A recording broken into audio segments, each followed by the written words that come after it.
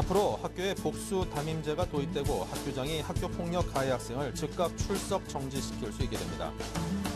이명박 대통령과 터키 총리가 정상회담에서 깜짝 합의를 이끌어냈습니다. 전국 자영업연합체가 오는 20일부터 신한카드의 결제를 거부하기로 했습니다. 국세청이 은닉재산을 끝까지 추적하는 무한추적팀을 가동합니다.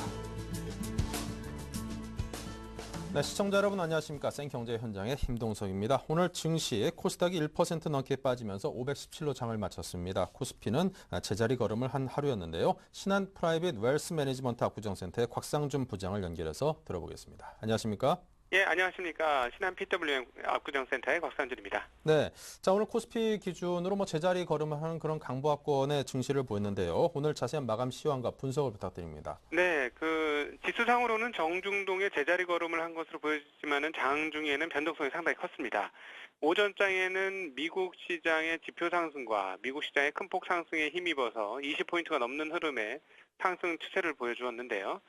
그러나 시간이 지나면서 기관이 매수에서 매도로 포지션을 변화했고 외국인 매수도 그 폭이 조금 반감되자 지수는 하락 반전하는 그런 상황까지 왔습니다. 그러나 마감 동시효과에서 시장이 다시 한번 하락에서 상승 반전하면서 마감을 하게 되었는데요. 일단 소폭이긴 합니다만 플러스권역에서 장을 마감했다는 데선 약간 의미를 찾을 수 있겠다 이렇게 보여지고요. 거래소의 경우 오늘 오전 중에 20포인트 이상 좋은 모습을 보여주었습니다만은 자동차주들이 먼저 하락을 시작하면서 시장의 슬슬 상승폭이 좀 빠지기 시작했고요. 오후 들면서는 그동안 1950포인트 이상에서 아주 강세를 보여주었던 화학, 정유주들도 상승폭을 반납하고 하락 전환하는 모습을 보여주면서 지수의 하락폭이 커지는 상황이었습니다.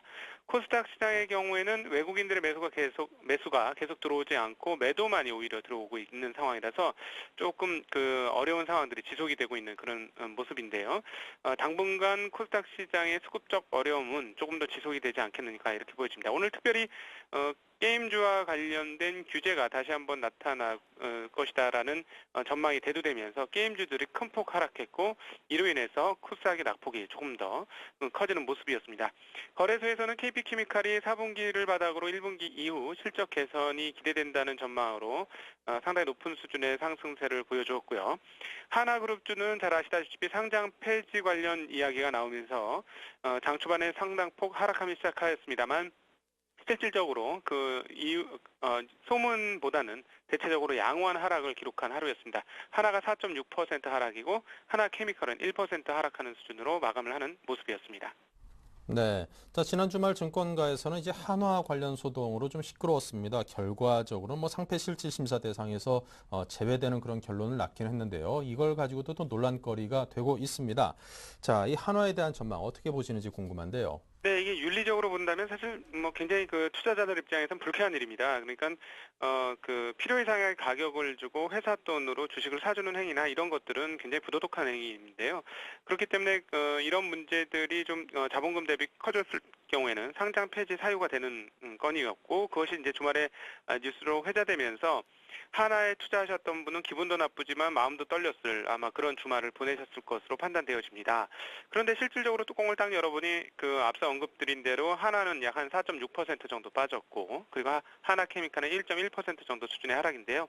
금일 화학주들이 보통 많이 올랐던 종목들이 3% 이상 빠졌다는 점을 감안해보면 그다지 하락폭이 크지 않았다 이렇게 볼 수 있습니다. 그런데 그러면 이렇게 심각한 뉴스를 가지고 하락폭이 왜 이 정도밖에 되지 않았느냐?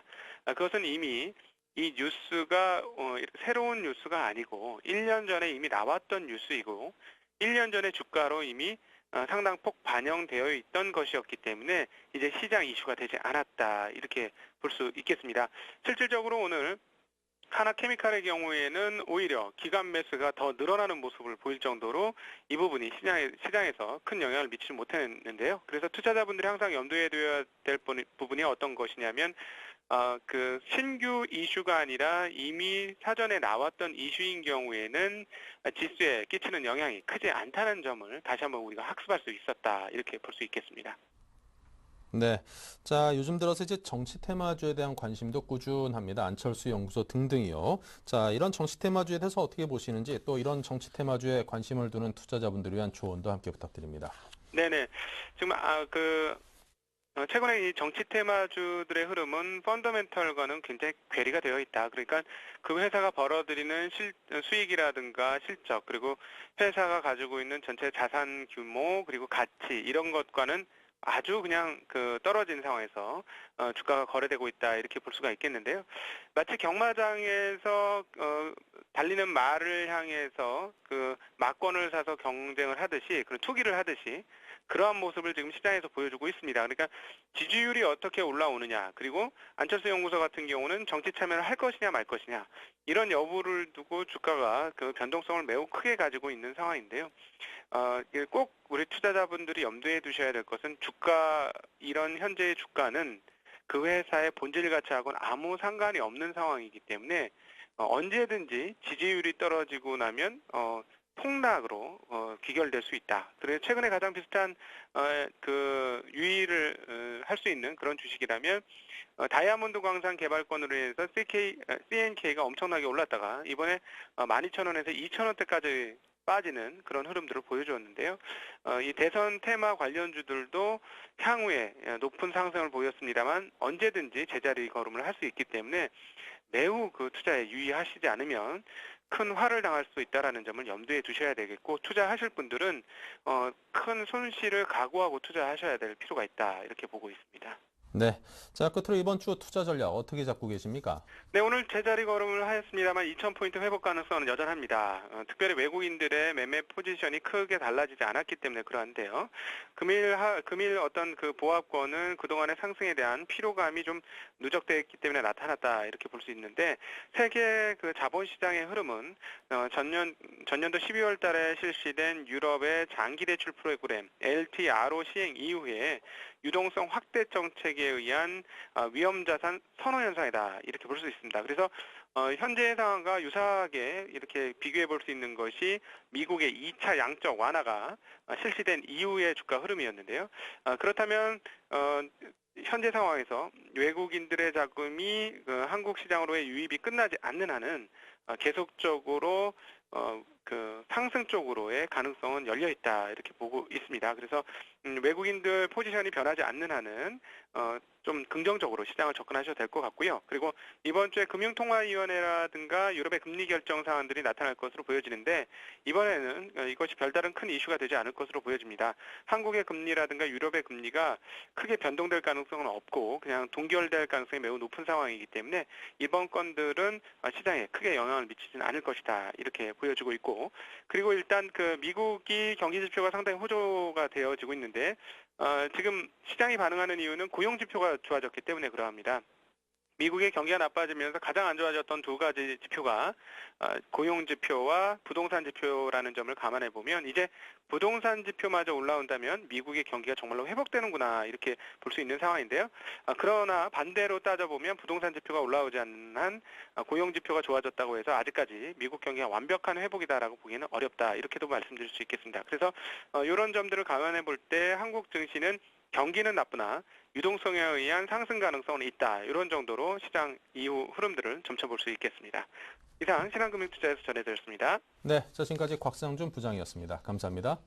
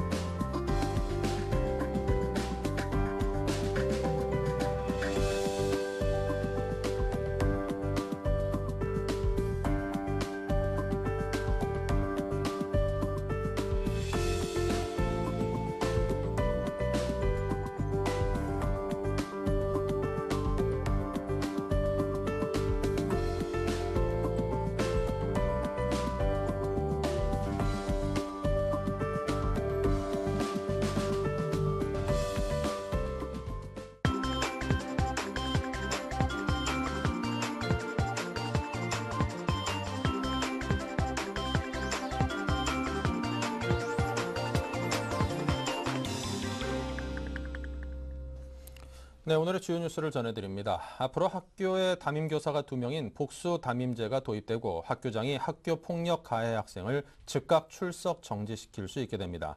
또 학교 내 일진의 존재를 파악하는 일진 지표가 만들어져 2번 이상 일진 신고가 들어오면 학교 폭력 조사 담당자와 상담센터 전문가들이 즉각 투입됩니다. 피해 학생에게 전학을 권하는 규정이 사라지고 원하면 경찰의 보호를 받게 하며 학교 폭력 가해 기록은 학교 생활기록부에 남겨집니다. 정부는 오늘 김황식 국무총리 주재로 학교폭력 관련 관계장관회의를 열어 이 같은 내용을 담은 학교폭력 근절 종합대책을 최종 확정했습니다. 이명박 대통령과 레제프 타이프 에르도안 터키 총리가 현지 시간으로 5일 이스탄불에서 열린 정상회담에서 깜짝 합의를 이끌어냈습니다. 두 정상은 지지부진했던 양국 간의 자유무역협정 협상을 올 상반기 내에 타결키로 했으며 중단됐던 한국 기업의 터키 원자력발전소 수주 협상을 재개하자는 데에도 합의했습니다. 청와대는 이 대통령과 에르도안 총리가 30분가량 배석자 없이 단독 회담을 진행하면서 이 같은 합의에 도달했다고 설명했습니다. 전국 자영업 영업연합체가 신용카드 수수료 인하에 소극적이라는 이유로 오는 20일부터 신한카드 결제를 거부하기로 했습니다. 이 연합체는 유흥업소, 학원, 카센터, 세탁소, 미용실 등 일상생활과 관련한 업종이 대부분 포함되어 있으며 이번 신한카드 거부에는 60개 업종 100만여 업소가 참여하기로 했습니다. 신한카드가 표적이 된 것은 카드업계 1위이기 때문으로 앞으로 다른 카드 회사로도 확대해 카드업계에 대한 수수료 인하 압박을 강화할 방침입니다. 국세청이 대기업 사주, 100억 원 이상 체납자, 역외 탈세 고액 체납자 등을 중점 관리하고 은닉 재산을 끝까지 추적하는 무한 추적팀을 가동합니다. 서울 중부, 부산 등 3곳에 17개 반 192명으로 구성하고 전담 변호사도 배치해 소송, 형사 고발 등 법적 조치를 강화할 방침입니다. 또 탈세 거래에 공조한 한쪽이 상대방을 알리면 가산세 감면, 처벌 경감 등 혜택을 주는 자진 신고자 감면 제도 도입도 검토키로 했습니다. 국세청은 오늘 2012년 전국 세무관 서장회의를 열고 이런 내용의 국세 행정 운영 방안을 추진키로 했습니다.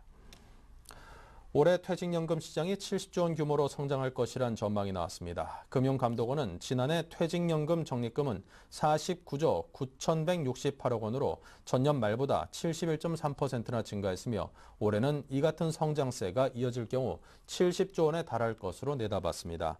금융권별로는 은행이 24조 3천억 원을 유지해 절반가량을 차지했고 생명보험, 증권, 손해보험사들이 그 뒤를 이었습니다.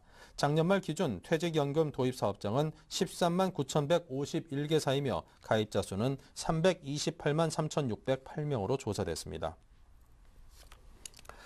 네, 한류 열풍 덕에 지난해 우리나라의 문화산업이 해외에서 벌어들인 금액이 역대 최고에 달했습니다.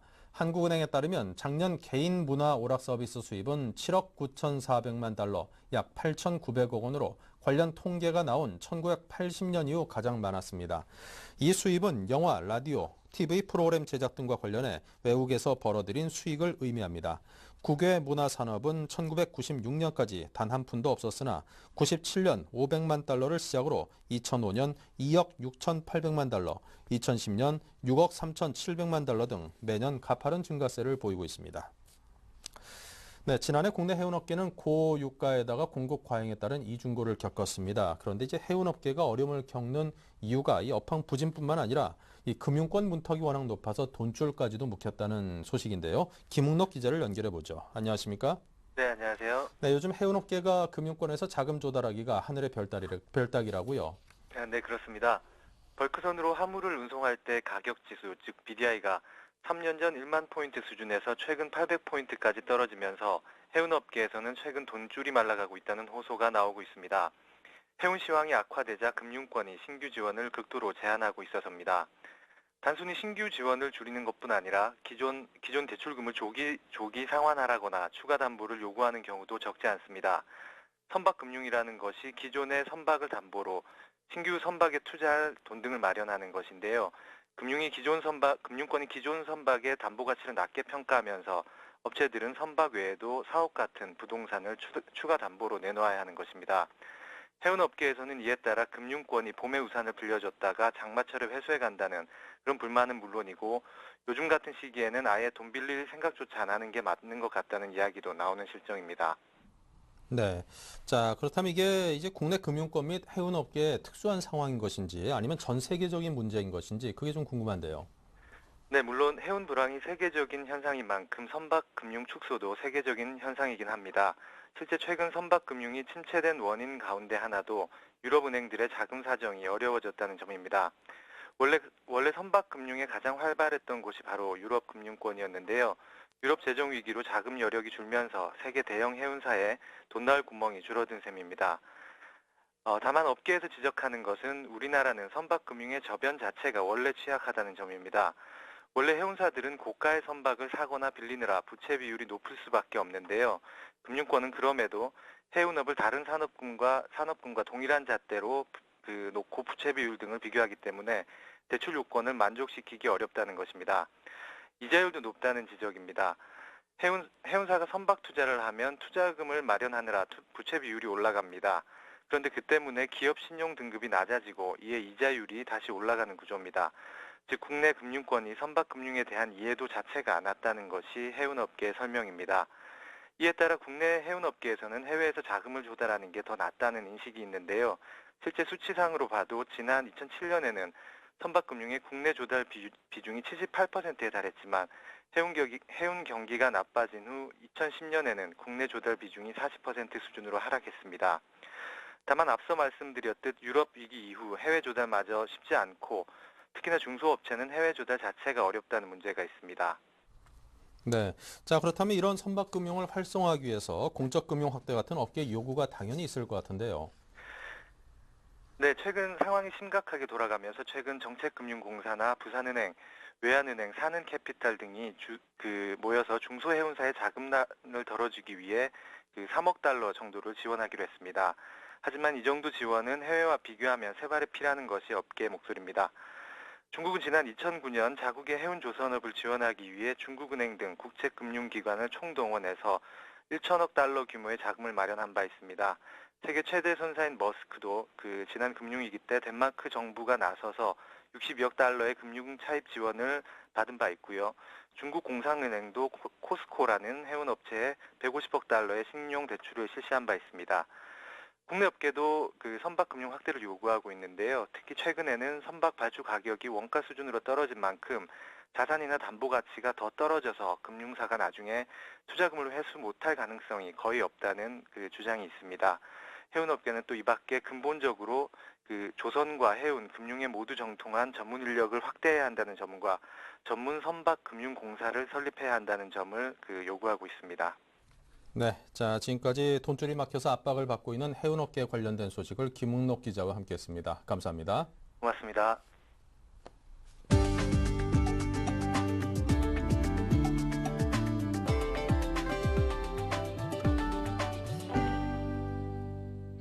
KB금융그룹은 지난 4일 KB금융공익재단과 함께 국민은행 여의도 본점 강당에서 서울과 수도권 초등학생 40여 명을 초청해 KB스타 경제금융교실 시범교육을 실시했습니다. KB스타 경제금융교실은 올해부터 본격 시행되는 주 5일제 수업에 맞춰 토요일을 활용해 초등학생 등에게 체험 위주의 교육을 제공하는 프로그램입니다. 참가자는 직접 만든 간단한 문구나 액세서리를 상설센터 내 상점에 납품해 소득을 발생시키고 상설센터 내 은행과 상점 등에서 별도 통장과 화폐를 사용해 경제금융활동 전 과정을 직접 체험하게 됩니다. KB금융은 기존에 진행 중인 정규 수업 시간을 활용한 방문교육과 함께 국민은행 국민카드의 전국 40여 지역본부 강당 등을 상설센터로 활용해 이 같은 교육 프로그램을 전국으로 확대할 예정입니다. 폭스바겐 코리아는 오늘 스포츠 쿠페 시로코 R라인을 출시했습니다.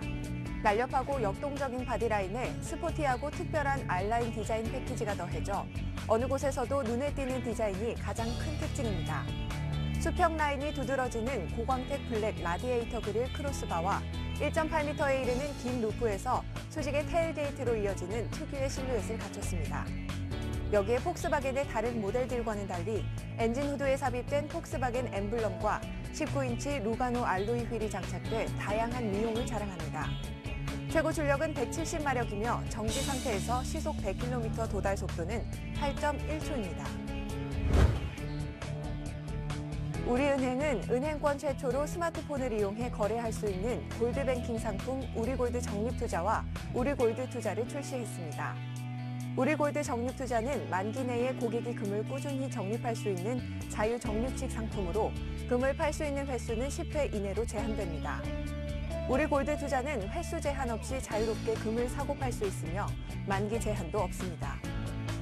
휴대전화 문자 서비스로 금 가격을 통보하고 금 가격과 연동해 자동으로 거래를 체결할 수 있어 언제 어디서든 이용할 수 있습니다.